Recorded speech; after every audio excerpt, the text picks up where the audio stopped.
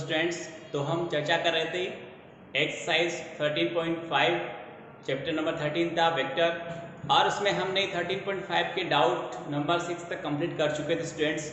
अब हम doubt number 7 की बात करते हैं। उसमें ये कह रहा है कि ए क्रॉस बी क्रॉस सी क्रॉस डी का वैल्यू इसके इक्वल होना चाहिए। बहुत ही ईजी है, कोई दिक्कत की बात नहीं है। मैं इसका LHS स्टूडेंट्स यहाँ से लेता हूँ और उसमें हम देखेंगे, ये लिखेंगे कि माना vector A cross vector B is equal vector R ले लेते हैं। एन भी ले सकते हो आप, वेक्टर कैपिटल एन भी कुछ भी ले सकते हो, जो आपकी मर्जी। तो आर ले लिया तो हमारे पास ये बना vector R cross vector C cross vector D. और यहाँ हम जब रूल अप्लाई करते हैं, कौन सा रूल, सदिश त्रिगुणनफल का, तो 1 3 2 वेक्टर आर और अपने पास 1 डॉट डी और बाहर विदाउट एनी साइन के सी -1 2 3 आर डॉट सी और बाहर विदाउट एनी साइन के डी। आर का वैल्यू पुट करते हैं हम यहाँ। आर था स्टूडेंट्स हमारा वेक्टर ए क्रॉस बी और बाहर डॉट में पड़ा डी और इसके बाहर पड़ा वेक्टर सी माइनस, फिर इसका वैल्यू रखो वेक्टर ए क्रॉस बी और बाहर डॉट में पड़ा सी और इसके बाहर पड़ा वेक्टर डी। इसको हम अदिश त्रिगुणनफल की दृष्टि से देखें तो ये बनता है स्टूडेंट्स वेक्टर ए और बी और डी और बाहर रह गया वेक्टर सी। इसको भी अदिश त्रिगुणनफल की दृष्टि से आप देखें तो vector A vector B vector C और बाहर वेक्टर डी। यही हमें प्रूव करना था। ये हमारा डाउट नंबर 7 कंप्लीट हुआ। डाउट नंबर 8 की बात करते हैं स्टूडेंट्स। तो 8 में हमें दो वेक्टर गिवन है ए एंड बी और उनके मैग्नीट्यूड भी गिवन है। दो वेक्टर गिवन है, उनके मैग्नीट्यूड भी गिवन है और हमें स्टूडेंट्स ये करना है कि वेक्टर ए और बी के मैग्नीट्यूड गिवन है और ए डॉट बी गिवन है। ए तथा बी के बीच का कोण ज्ञात करना है हमें। हो जाएगा। देखिए स्टूडेंट्स, बहुत ईजी है, मैं आपको एक्सप्लेन करता हूँ।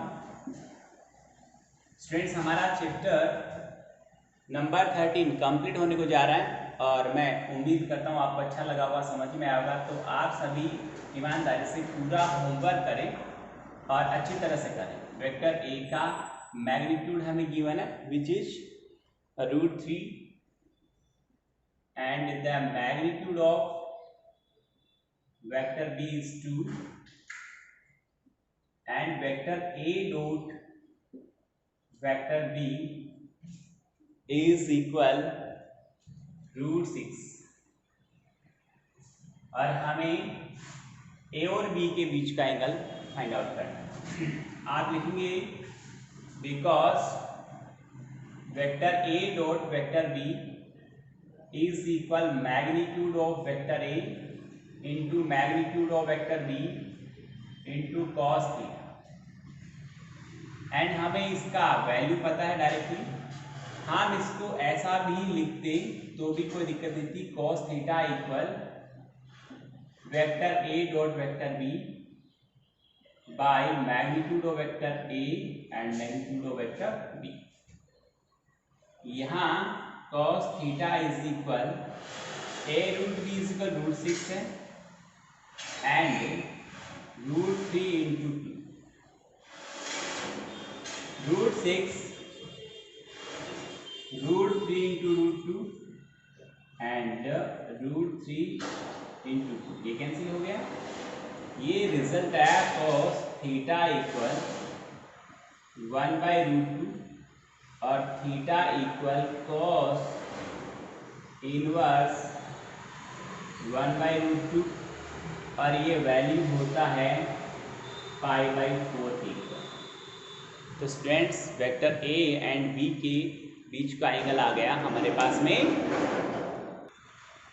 आगे बात करते हैं स्टूडेंट हमारे डाउट नंबर 9 की, और 9 में हमें गिवन है दो वेक्टर है, उनके बीच का एंगल पता करना है। आराम से हो सकता है, दोनों एंगल के बीच का एंगल पता, दोनों वेक्टर के बीच का एंगल पता करना है। cos theta equal a dot b, और दोनों का मैग्नीट्यूड, और दोनों कंपोनेंट फॉर्म में हमें गिवन है, तो कोई दिक्कत की बात नहीं होगी, 101% आपको आएगा। नेक्स्ट हम बात कर रहे हैं 10th की, तो दो वेक्टर गिवन है और 2 डायमेंशनल वेक्टर हैं, तो उनके एक वेक्टर से दूसरे वेक्टर पे आपको प्रोजेक्शन प्रक्षेप ज्ञात करना है। तो मैंने आपको बताया था, सपोज यहाँ पर दो वेक्टर है ए एंड बी, फर्स्ट को ए नाम देना और सेकंड को बी नाम देना। यदि वेक्टर ए से वेक्टर बी पर आपको प्रोजेक्शन या प्रक्षेप ज्ञात करना है, तो जिस पर होता है उसका तो हम यूनिट वेक्टर पता करते हैं, मात्रक सदिश पता करते हैं, और जिससे होता है उसको डायरेक्ट लिख देते हैं। ये लिख ले आप, या लिखा हुआ होगा, ये प्रक्षेप ज्ञात करने का सूत्र होता है। आगे चलिए स्टूडेंट्स, 11th भी आपको प्रोजेक्शन फाइंड आउट करना है, यहाँ भी प्रक्षेप ही पता करना है, बट यहाँ पर आपको 3 डायमेंशनल वेक्टर गिवन है i, j और k के फॉर्म में, और इससे ऊपर वाले में सिर्फ i और j 2 डायमेंशनल वेक्टर थे। नेक्स्ट हम बात करते हैं स्टूडेंट 12th की, इसका मान ज्ञात करना है। अच्छा सवाल है, ये आपको मैं बोर्ड पे एक्सप्लेन करता हूँ।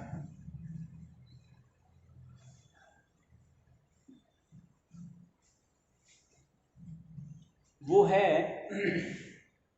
Doubt number 13th no 12, 3 vector A minus 5 vector B dot 2 vector A plus 7 vector B, 2 vector A plus 7 vector B. इसका हमें इसे इवोल्यूट करना है, इसका हमें मान ज्ञात करना है। करते हैं आप, तो इसे मल्टीप्लाई करेंगे, पहले ए से मल्टीप्लाई होगा 6, ए को ए से डॉट करेंगे, बीच में डॉट है यहाँ पर स्टूडेंट्स, तो square of the magnitude of vector A, और जब ये से इंटू होगा तो -35 square of the magnitude of vector B, जब ये इससे मल्टीप्लाई होगा तो +21 ए डॉट बी, और जब ये इससे मल्टीप्लाई होगा तो 10 B dot A, B dot A आता है या ए डॉट बी आता है, दोनों सेम होते हैं, इसलिए यहाँ पर जो फाइनली बचेगा वो 6 and the square of the magnitude of vector A and the square of the magnitude of vector b plus 11 vector a dot b। Okay, हमें गिवन है यहाँ जो वैल्यू वो इस तरह से है। a और b क्या है इसके बारे में हम, यदि पता हो कि a का वैल्यू कितना है, b का वैल्यू कितना है, तो हम उसका मैग्नीट्यूड फाइंड आउट कर लेंगे यहाँ पर, और a डॉट b भी हमें पता हो जाएगा। बट यदि नहीं है तो हम इसे लास्ट एंड फाइनल फॉर्म में ऐसे लिख सकते हैं कि 6 और square of the magnitude of vector A and plus 11 vector A dot B -35 and square of the magnitude of vector B. ये हमारा फाइनल आंसर हो गया। इसका प्रोडक्ट, इसको इवोल्यूट किया तो यह है।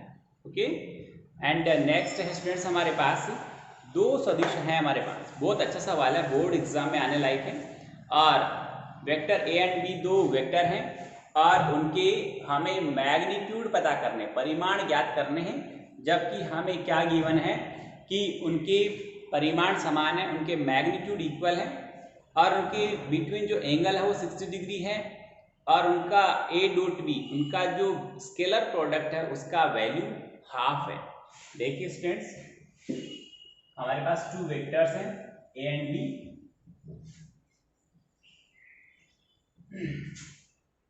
30 नंबर डाउट है, हमें गिवन है कि magnitude of vector A is equal magnitude of vector B is equal, मैंने यहाँ पर के ले लिया, ये हमने माना है, लेट माना है हमने इसको कि इसका मैग्नीट्यूड के हो सकता है।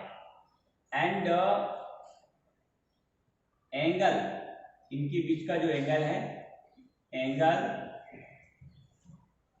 Between A and B, vector A and vector B is, यानी theta is equal 60 degree and vector A dot vector B is equal half given. अब हम ए डॉट बी की बात करते हैं, तो magnitude of A into magnitude of B into cos theta is equal half हो गया। दोनों के मैग्नीट्यूड इक्वल है तो के dot B and cos theta का value 60 degree is equal half हो गया। ये हो गया स्टूडेंट्स ए स्क्वायर कॉस 60 खुद 1/2 होता है, 1/2, 1/2 से 1/2 कैंसिल हो जाएगा, तो के स्क्वायर इज इक्वल 1 आएगा, के का वैल्यू 1 आएगा, क्योंकि मैग्नीट्यूड नेगेटिव होता नहीं, पॉजिटिव ही होता, के का वैल्यू 1 है, उनका मैग्नीट्यूड 1 है, यानी वो दोनों मात्रक सदिश हैं। आगे देखें स्टूडेंट्स, डाउट नंबर 14 है, यदि एक मात्रक सदिश a के लिए x minus A into x plus A is equal 12 है, तो x का मैग्नीट्यूड फाइंड आउट करना है। देखिए आपने देख लिया होगा। नेक्स्ट की बात करें हम स्टूडेंट्स, हमें गिवन है कि vector a is a unit vector, इसका मैग्नीट्यूड 1 है। ओके, तो हमें पता करना है, then find x dot x plus vector a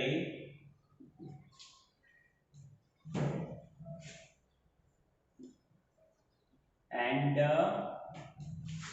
is equal 12, यहां भी है, यहां लिखता हूं, इज गिवन, देन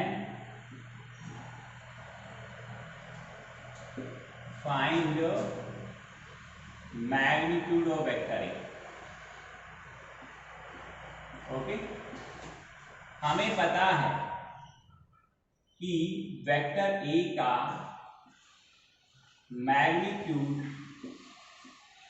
1 है, तो स्टूडेंट्स जो हमें गिवन है उसके अकॉर्डिंग इन दोनों को सोल्व करेंगे, तो एक बार प्लस में और एक बार माइनस में, तो डायरेक्टली मैं आपको ज़्यादा टाइम वेस्ट न करके ये बोलता हूँ कि ए स्क्वायर माइनस बी स्क्वायर की तरह है बिहेव करेंगे, ये इज इक्वल 12, और हमें ए का मैग्नीट्यूड में एक्स का चाहिए था, सॉरी इसके लिए, और x का मैग्नीट्यूड हमें पता नहीं है, इसका मैग्नीट्यूड 1 था, is equal 12, and the square of the magnitude of vector x is equal 13, और x का जो मैग्नीट्यूड आएगा वो हम लिख देंगे √13। कितना आएगा? √13, तो ये रहा √13, इसका मैग्नीट्यूड आएगा। ये डाउट नंबर 14 कंप्लीट हुआ स्टूडेंट्स। और 15th की बात करें तो हमें 3 वेक्टर्स गिवन हैं और बहुत ही शानदार डाउट है, इस प्रकार है कि a प्लस लेमड़ा भी c पर लंब है, तो लेमड़ा का मान ज्ञात करो। आइए,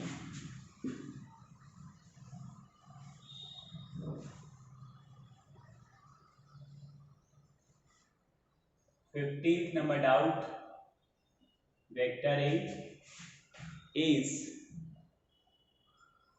थोड़ा इधर लिखता हूं मैं, vector A is 2 2 3 2i cap plus 2j cap plus 3k cap. और 15th नंबर का डाउट हम कर रहे हैं, और वेक्टर बी हमें दिया है -1 2 1 -1 2 1, और थर्ड जो है वो है स्टूडेंट्स 330 330। ओके, इस प्रकार है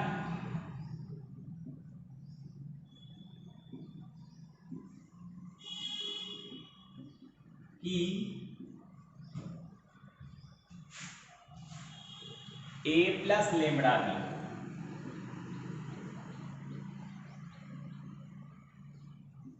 कोमा वेक्टर c पर लंब है, ये इस पर लंब है, तो vector a plus lambda vector b dot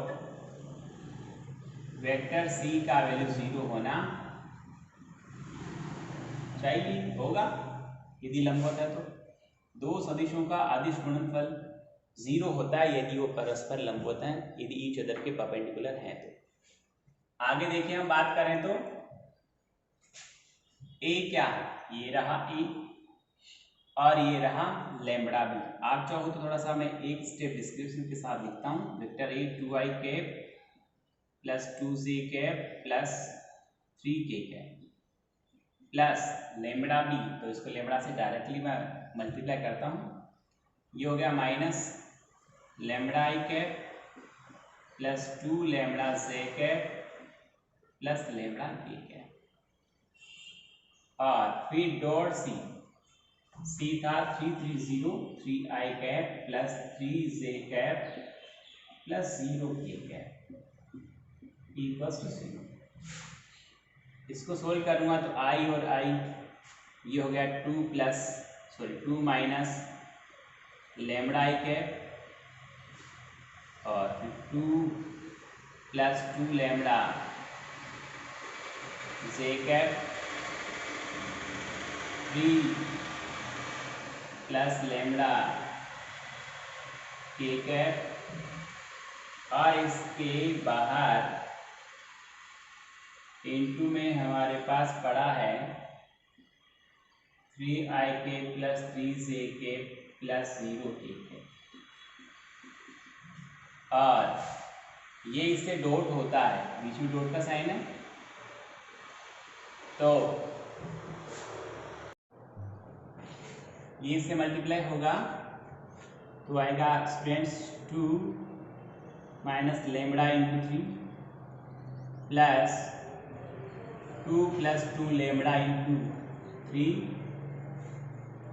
और लास्ट हो गया 0, तो मैं इक्वल यहाँ पर 0 लिख देता हूँ।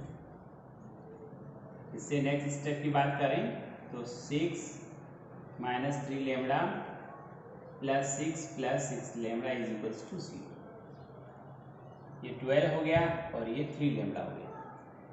3 lambda is equal minus 12 lambda is equal minus 4, इसका आंसर है। लेमड़ा इज इक्वल -4, बोर्ड पे आराम से देख लें आप एक बार, ये इसका आंसर है। आगे देखिए स्टूडेंट्स, हमारे पास डाउट नंबर 16 ये कह रहा है कि ए बी सी मात्रक सदिश इस प्रकार हैं कि a plus B plus C equal 0 है, तो ए बी बी सी और सी हो जाएगा आराम से। इसको हटाता हूँ, देख लिया हुआ आपने। ए बी सी 3 मात्रक सदिश हैं, ये हमारा डाउट नंबर 16 है, और हम कहेंगे कि चूंकि दिया गया है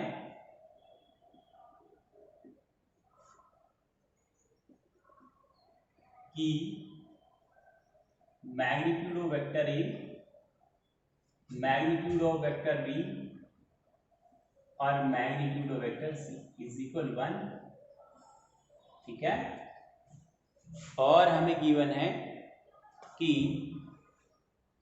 और vector A plus vector B plus vector C is equal 0 है, तो मान ज्ञात करना है। तो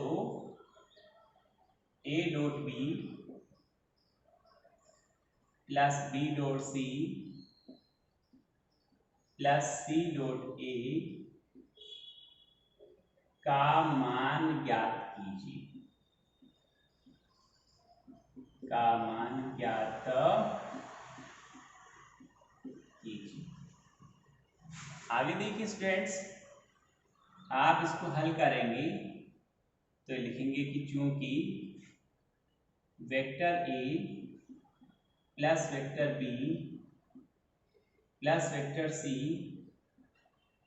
इज इक्वल 0 है, ओके, इज इक्वल 0 है, तब आप vector A plus vector B plus vector C यानी इसके दोनों पक्षों को आप वेक्टर ए से डॉट करवाते हैं तो इक्वल तो 0 रहता है।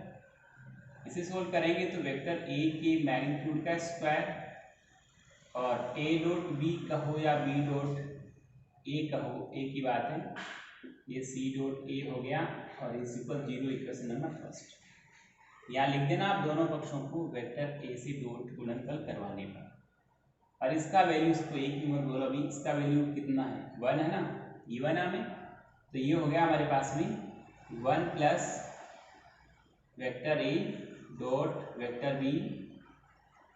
चलो इसको इतना पढ़ाना दो, नेक्स्ट लास्ट जो आएगा स्टेप उसमें मैं डायरेक्टली तीनों का वैल्यू रख दूँगा। फिर नेक्स्ट में आप क्या करोगे, इसी प्रकार आप बी से मल्टीप्लाई करोगे, vector A plus vector B plus vector C को वेक्टर बी से डॉट करवाओगे, इक्वल 0 है, तो यहाँ आएगा वेक्टर ए डॉट बी और वेक्टर बी के मैग्नीट्यूड का स्क्वायर और वेक्टर सी डॉट बी कहो या वेक्टर बी डॉट सी कहो, एक ही बात है। इसको भी मैं इक्वेशन नंबर सेकंड डाल देता हूं, और तथा लास्ट में vector A plus vector B plus vector C, इसको वेक्टर सी से मल्टीप्लाई कराओ यानी डॉट करवाओ, तो ये रिजल्ट आता है वेक्टर ए डॉट सी कहना या सी डॉट ए कहना कोई फर्क नहीं पड़ता है, क्योंकि डॉट गुणनफल क्रम विनिमयता का पालन करता है, लॉ ऑफ कम्यूटेटिविटी को फॉलो करता है। अब यहां लिख देना बाय द सम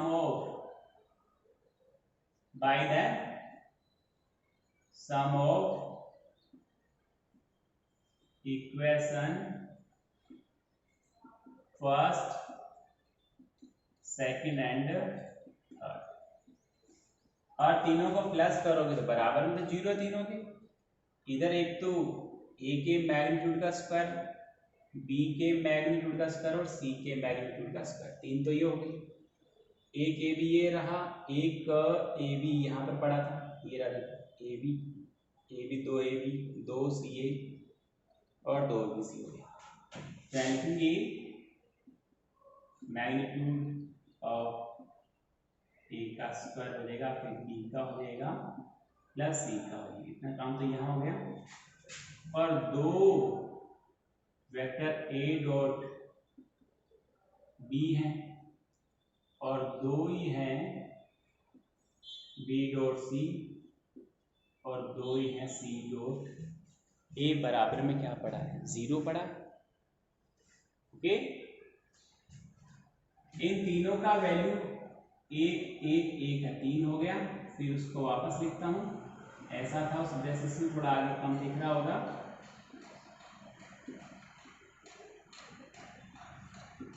ऐसा था, आगे जो ब्रेसेस कम दिख रहा है उसमें ऐसा दिख रहा है आपको आराम से।